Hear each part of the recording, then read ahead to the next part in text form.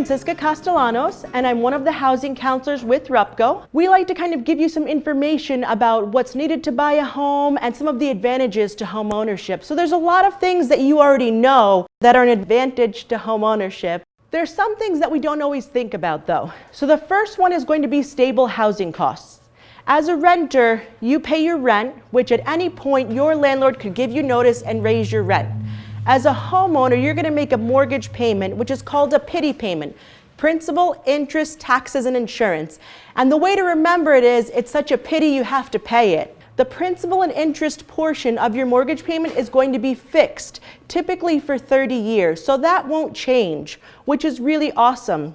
The other benefit to homeownership is tax benefits. So I always jokingly or lovingly say that owning a home is like having a baby for multiple reasons, right? They're very needy, but there are some great benefits to it.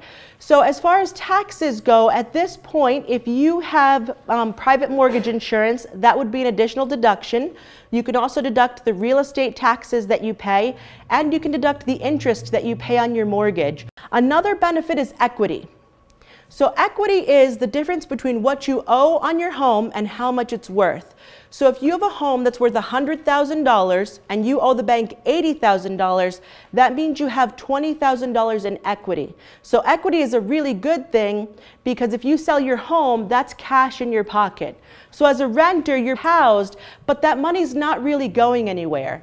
As a homeowner, when you make that PITI payment, that principal portion of your payment is paying down your mortgage and building equity for you, building wealth for your future. The next thing, you'll have control over your environment.